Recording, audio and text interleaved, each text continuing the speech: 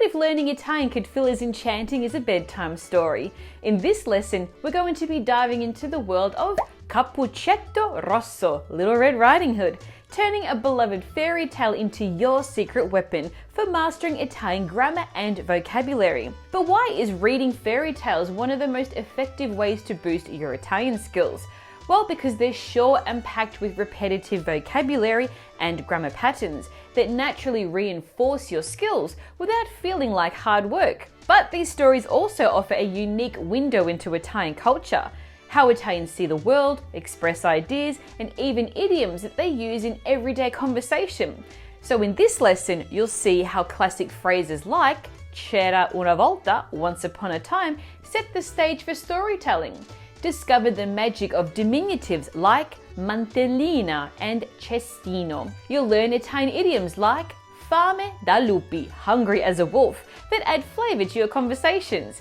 And you'll see plenty of interplay between different tenses, including the imperfetto, passato remoto, futuro semplice, in action-packed storytelling. And don't worry about taking notes, I've done all the hard work for you. Make sure you download your free PDF cheat sheet for this lesson, which includes the story transcript and all the grammar notes that you're about to learn here today. Just click on the link in the description box below this video. Pronti? Iniziamo! Let's get started.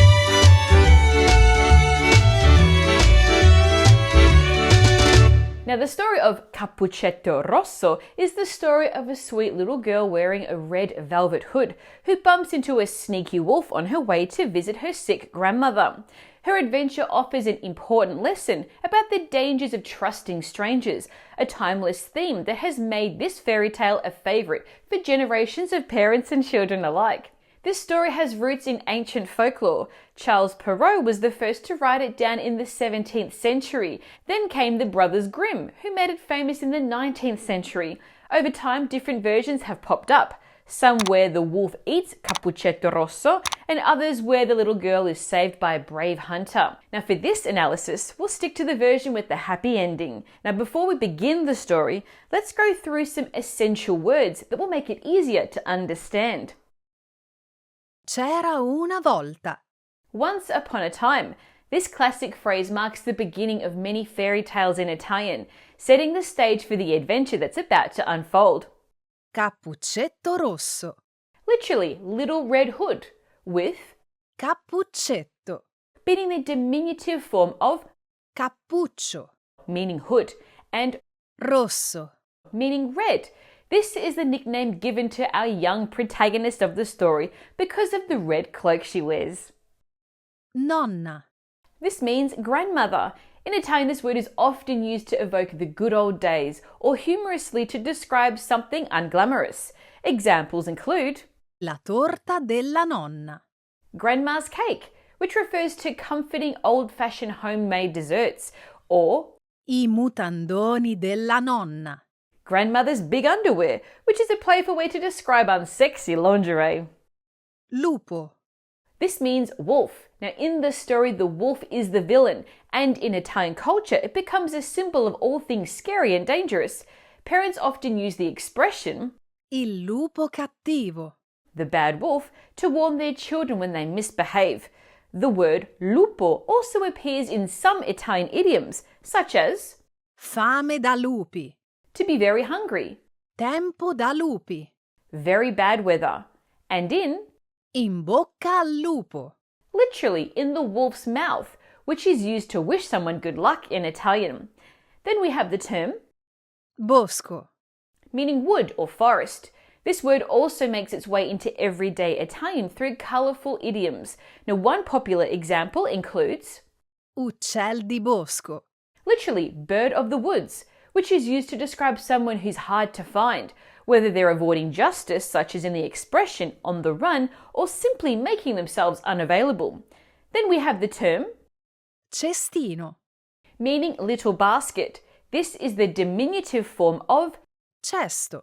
basket, created by adding the suffix ino, which conveys a sense of something small or cute in Italian. We also have the term Cacciatore. This means hunter. In everyday Italian, you might also hear this word used in the expression Cacciatore di teste. meaning headhunter. Now that we have some key vocabulary under our belts, let's see how the story of Cappuccetto Rosso unfolds, starting with Chapter 1. Capitolo 1. Un compito speciale. C'era una volta una dolce bambina che tutti chiamavano Cappuccetto Rosso, perché indossava sempre una mantellina rossa cucita per lei dalla nonna. Un giorno sua madre le disse: «Piccola, tua nonna non sta bene. Porta questo cestino con il pane, la torta e una bottiglia di vino. Mi raccomando, non fermarti per strada e vai direttamente da lei». Welcome to our first chapter analysis. Now the chapter begins with the phrase, C'era una volta. once upon a time, a classic phrase in Italian fairy tales. It's written in the imperfect tense. Era means was, which is commonly used in Italian storytelling to set the stage in an undefined past and to help create an enchanting atmosphere of the story. The imperfect also appears in the phrase, Tutti chiamavano. everybody called, and Indossava sempre una mantellina. she wore a little cape, both providing important background details for the rest of the story. Now, to learn more about how and when to use the imperfecto in Italian, make sure you watch my video lesson right here. Now, let's take a look at the phrase, Dolce bambina. sweet girl. In Italian, the adjective Dolce. can describe both personality traits, like being kind or gentle, as in this case, or flavors, like sweet food. Notice that it ends in E, which stays the same whether it's describing a masculine or feminine singular noun. So you could say, Dolce bambino. sweet boy, and the adjective wouldn't change. We also see the word, Mantellina. where the word Mantella. cape is made to sound cuter by adding the suffix ina. When the mum explains the situation to Cappuccetto Rosso, she says, Piccola, tua nonna non sta bene. sweetheart, your grandmother isn't feeling well. Piccola is a common term of endearment in Italian, similar to calling someone sweetheart or honey in English. It's used both for children and adults. And when she gives her daughter clear instructions to ensure she stays on the safe track, she uses the imperative, including Porta. bring, Non fermarti. don't stop, and Vai. go, which is the verb form for giving direct authoritative commands. Now, have you noticed that these commands are introduced by? Mi raccomando. What does this mean? Well, it's a very common Italian expression used to emphasize advice or requests. It's like saying, I really mean it, or please in English. The verb Raccomandare. means to recommend or to advise, and mi is the reflexive pronoun for myself. So when someone says mi raccomando, they're stressing that what they're saying is important and should be taken seriously. Now, to learn more about how and when to use the imperative in Italian, make sure you watch my video lesson right here. And if you're enjoying this lesson, make sure you download your free PDF cheat sheet with the transcript and grammar notes. Just click on the link in the description below this video. Are you ready for chapter 2? Take a look. Capitolo 2. Il viaggio nel bosco. Cappuccetto Rosso partì subito per andare a trovare la nonna, che abitava in una casetta nel cuore del bosco. Mentre camminava, osservava i fiori e ascoltava il canto degli uccellini. A un certo punto un lupo le si avvicinò. Buongiorno, piccolina. Dove vai così di fretta? Le chiese il lupo con una voce melliflua. Vado dalla mia nonna per portarle questo cestino. È malata e vive nella casetta laggiù. Rispose innocentemente Cappuccetto Rosso. Il lupo, furbo e affamato, pensò a un piano per mangiare sia Cappuccetto Rosso che la sua nonna. «Che idea meravigliosa!» disse. «Perché non raccogli dei fiori per la tua cara nonna? Sarà sicuramente felice!» Cappuccetto Rosso, convinta dal consiglio del lupo, si fermò per raccogliere i fiori più belli che trovava lungo il cammino. Intanto il lupo corse più veloce che poteva verso la casetta della nonna. Now, in this chapter, we see how the imperfetto and passato remoto tenses work together to narrate the story.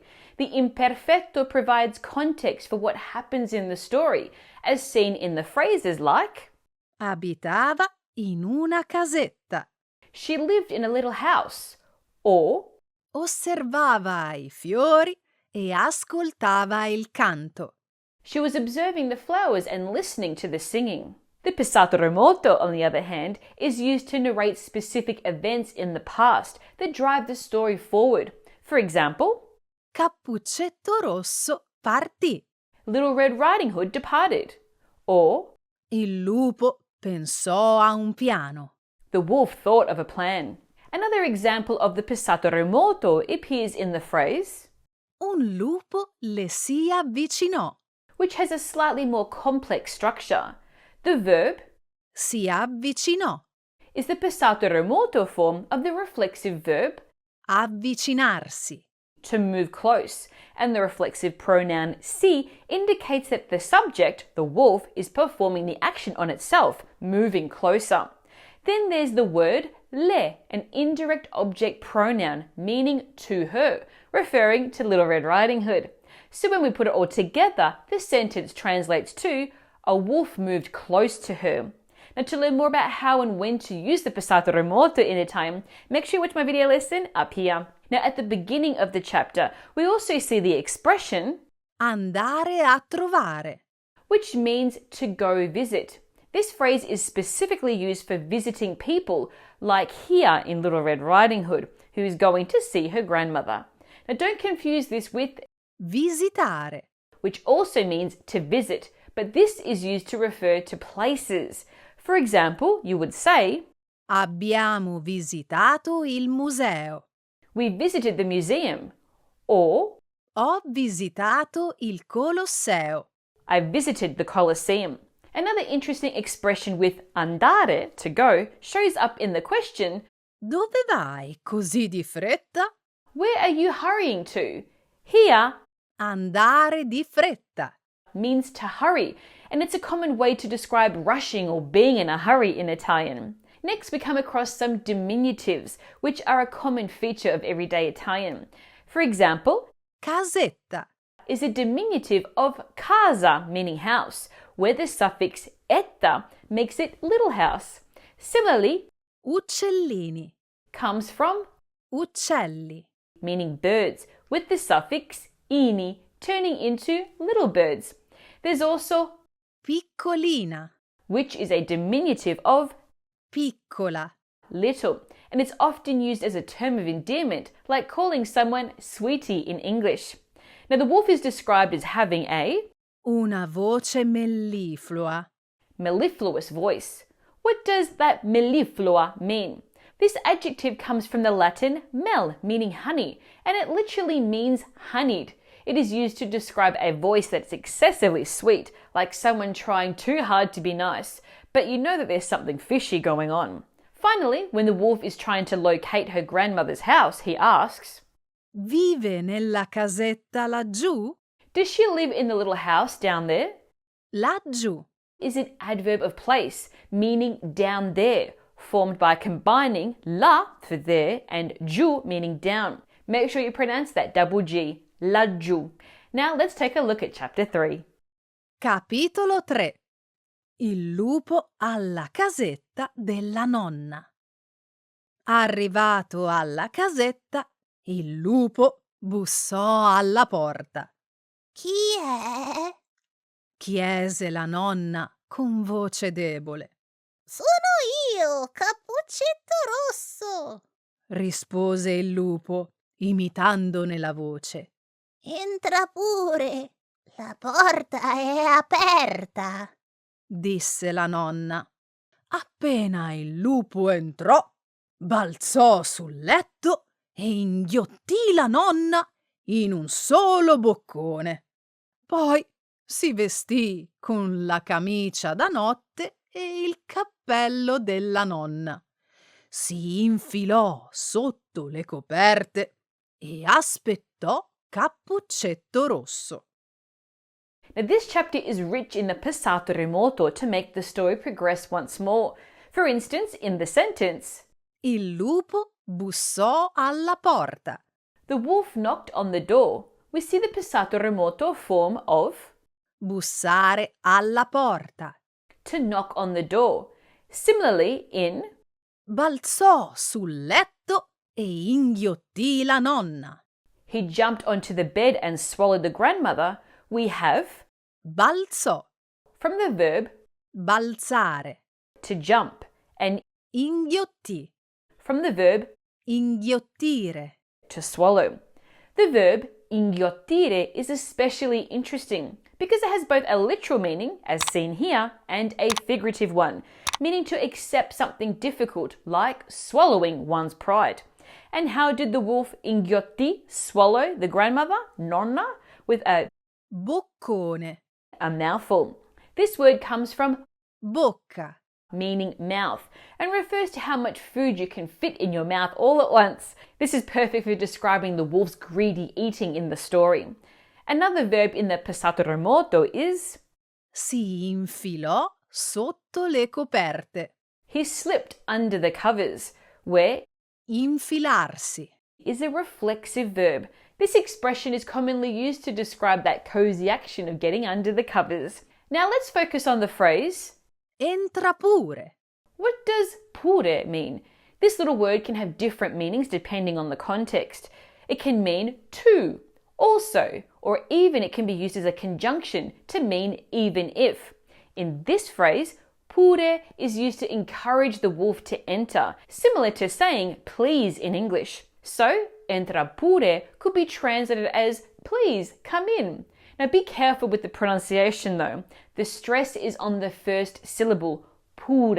Now if the stress is on the second syllable, you're saying pure, which means mashed potatoes. We also learn that the wolf convinces the grandmother to let him in because he pretends to be Cappuccetto Rosso, Imitandone la voce. mimicking her voice. Now this is the gerund form of Imitare.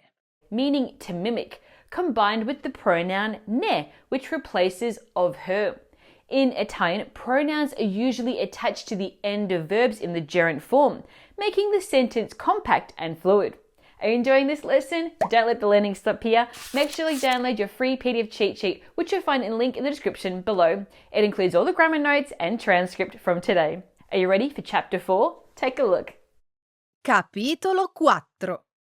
L'incontro con il lupo travestito.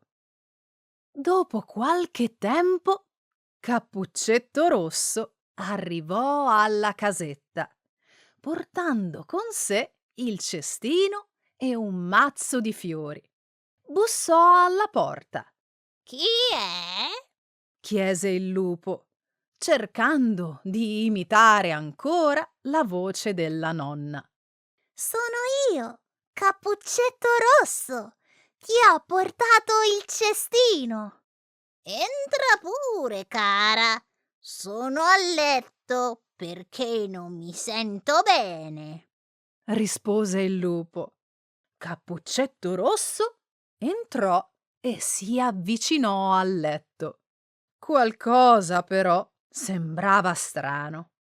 La nonna aveva un aspetto diverso. Nonna, che orecchie grandi che hai. Disse Cappuccetto Rosso. Per sentirti meglio, cara. Rispose il lupo. Nonna, che occhi grandi che hai.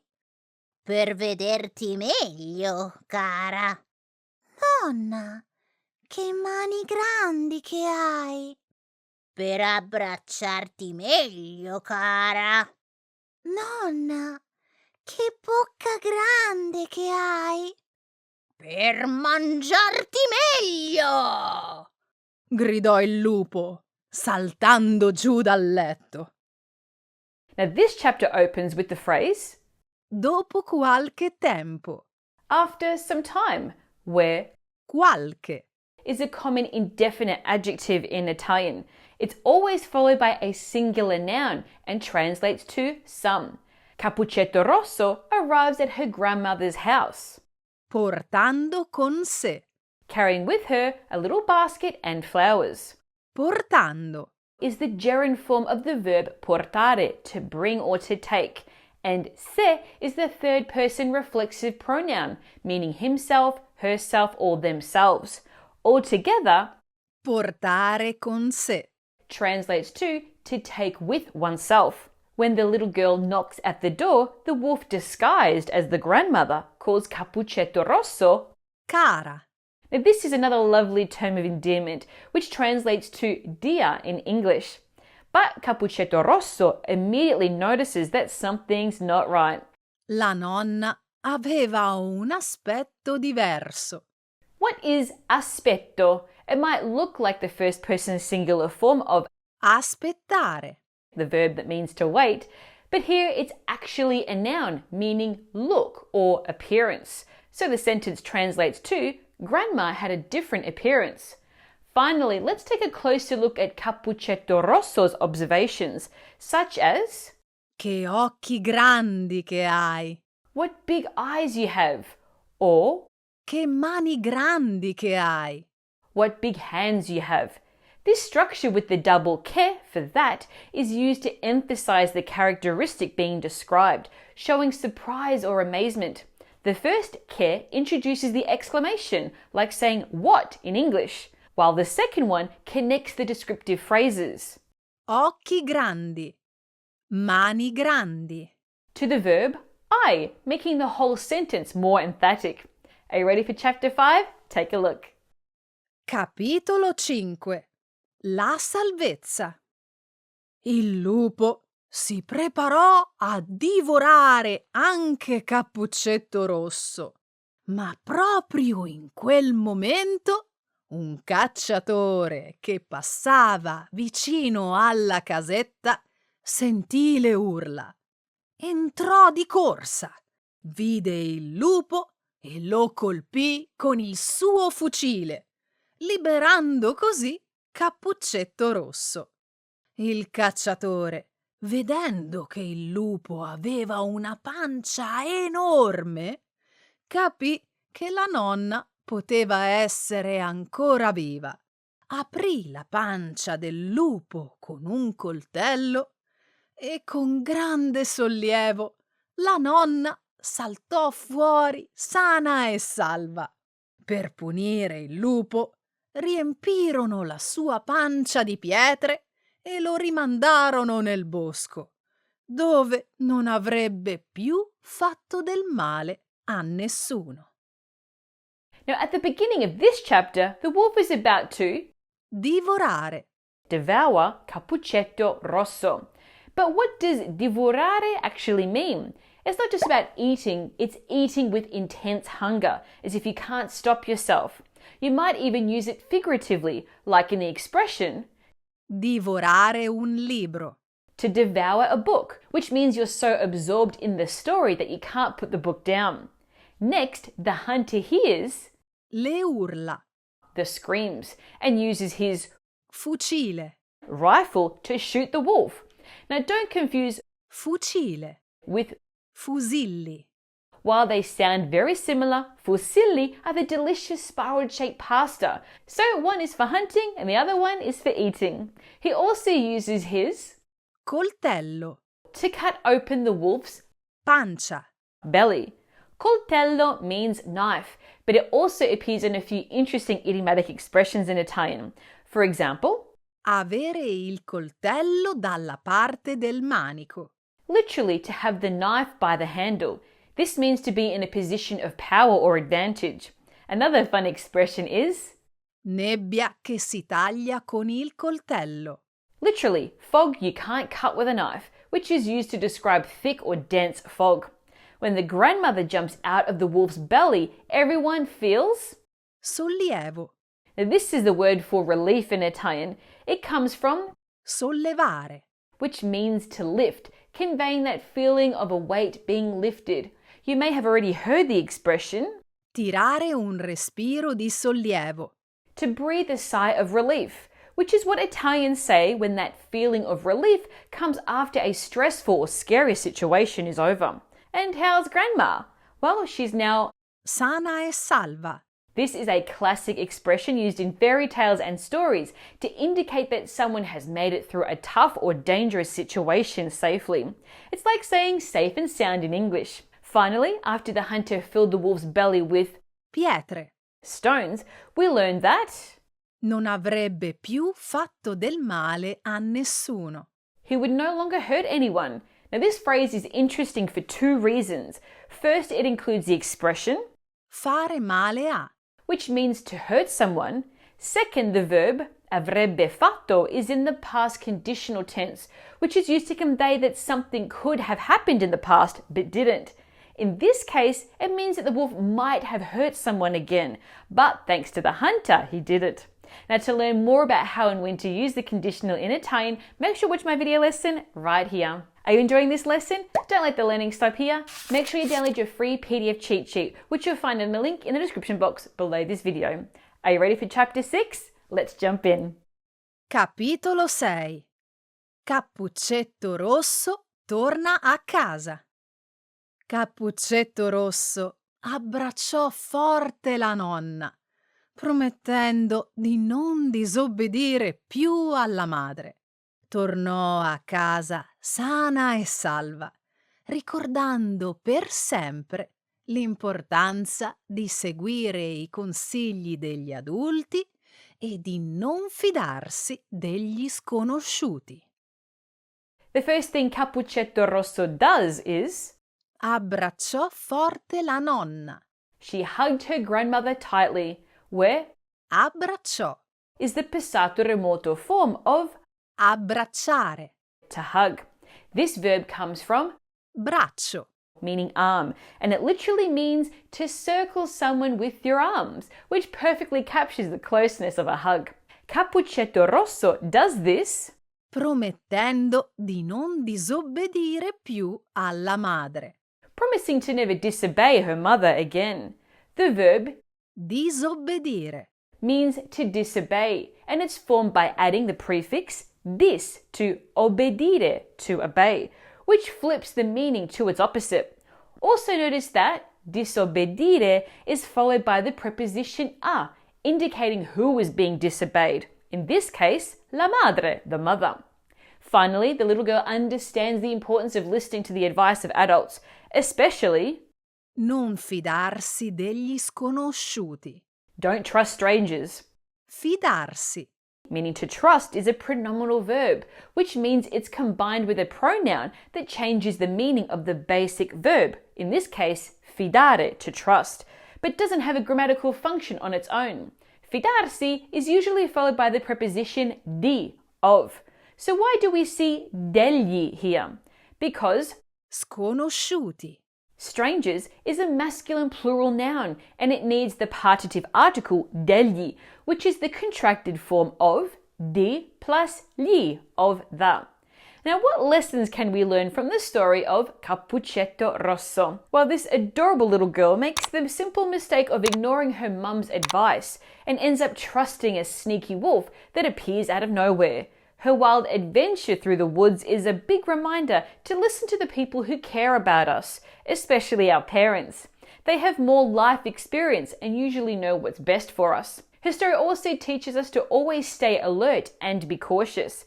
Just because someone seems all nice and friendly, like the wolf pretending to be harmless, doesn't mean that they can be trusted. So the next time someone approaches you with a big grin and a warm hello, remember, Le apparenze ingannano. looks can be deceiving.